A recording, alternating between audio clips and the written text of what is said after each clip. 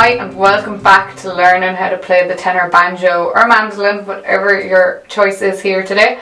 So we are on lesson number 5 now. So we started with the basics and a bit of an intro. Then we learned the basic techniques on how to get a grasp of the banjo. We went on to learning the scale, twinkle twinkle, and then the rattling bog. So I'm really hoping that you got on well with all of them, okay? So right now I want you to do your full lesson. I want you to write down the date and give yourself a wee little test like I would if I was giving you a one-to-one lesson. So pause the video and play your scale for me.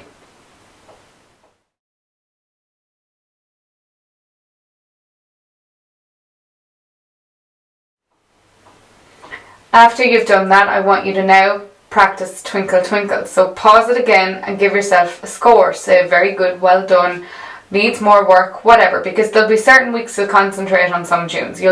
I'm sure you concentrated more on Rattling Bog this week than the scale, let's say. So if you find yourself falling off the bandwagon and, oh whoops, I didn't practice that tune enough, this is where you're going to catch it, okay? Because this is what I would do if I was giving you the lesson.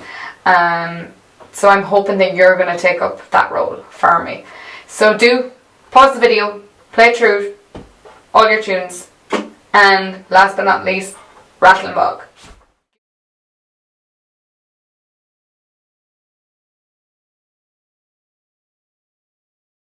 Give it your best shot. I hope you learned it off by heart, upside down and inside out, because if not, you shouldn't be moving on to this next lesson, because it will all become too much for you if that's the case, okay? So once you've played through all of them, if you think you need a wee 5-minute break, go make yourself a cup of tea, coffee, whatever, and sit down, because we are going to learn a tune that is really, really common in Irish music. It's one of the first tunes played at beginner sessions for kids, for adults, for everyone. It's called Britches Full of Stitches, and here it is.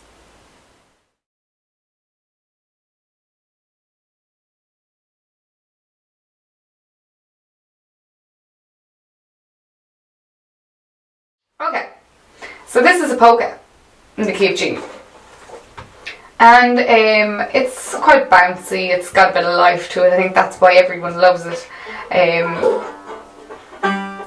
It's an easy one, okay? So this would be easier than Rattling Bog, which sounds a bit bizarre. Should I not be getting more difficult?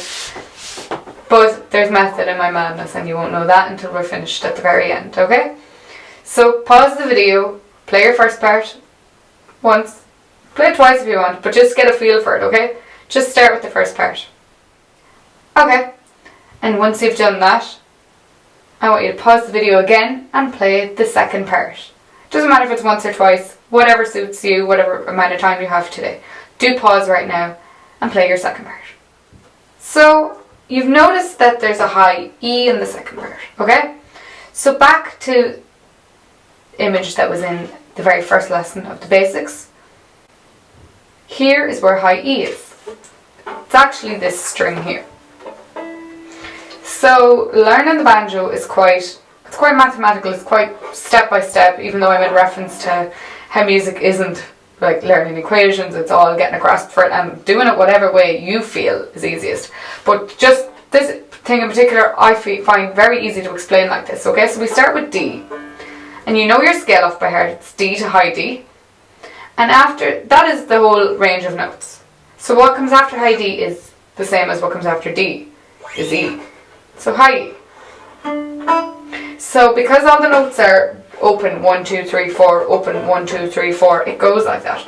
So for high D being here, if you can guess where high E is after this, because after the third finger we go to an open string, which is here. You can guess what this note is. Because what's after E in the scale?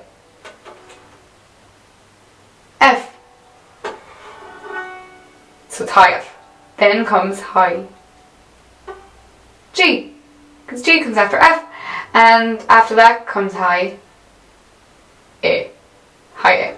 Okay, so G is right beside F. It's one difference, it's not, we haven't used these notes yet.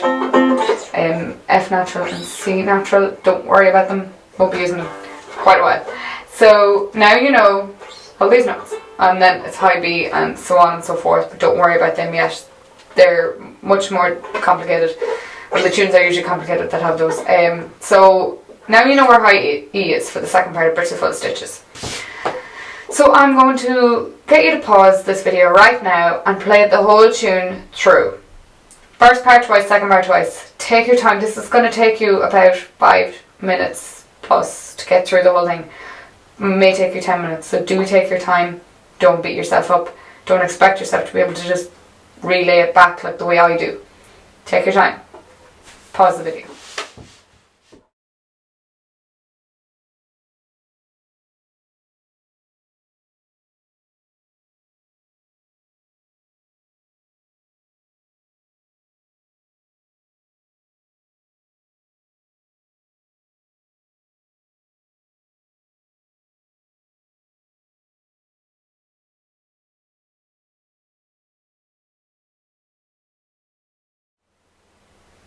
Okay. How did you get on with that? Are you ready to hear me playing it? So I always like my students to get a feel for a tune first before me playing it, because then you'll know where you're going wrong. Whereas if you just heard me doing it and you went off and played it, you'd never go back and listen to me. So with all your techniques in place.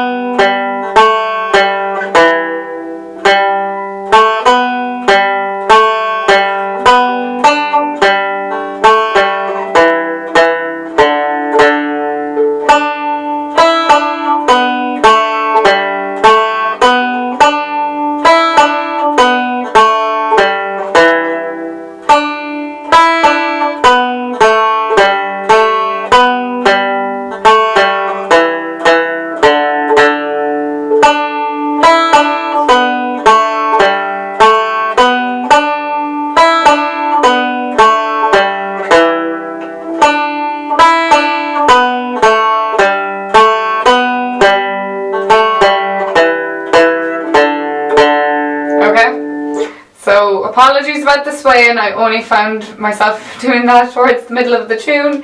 I think it's just because it was nice and slow and I just felt like I had to move. I don't know why. I'm so used to playing so fast and concentrating because I do quite a bit of gigging. But I hope that gave you an insight into the tune, so I want you to go and learn it off by heart. Don't forget your over and back. Don't forget your thumb on the dot. Don't forget your wrist. And don't forget to repeat your parts. And last, don't forget to practice your old stuff. That is so important. The work and the learning is with you. Okay? I'm only guiding you. Again. So, you know what to do. Each time you practice, go through everything. Go through your scale, your over and back. Your technique should be always there. Go through Twinkle Twinkle, Rattle and Bog, and now Britches Full of Stitches. So now you can actually say you play the banjo. You know how to play a few tunes without the notes. That is playing. With the notes is not playing. So I hope I'm not disheartening you, but you've got to learn them off by heart, okay? So proud of you if you've got this far, and I cannot wait to see you in the next lesson. Bye for now.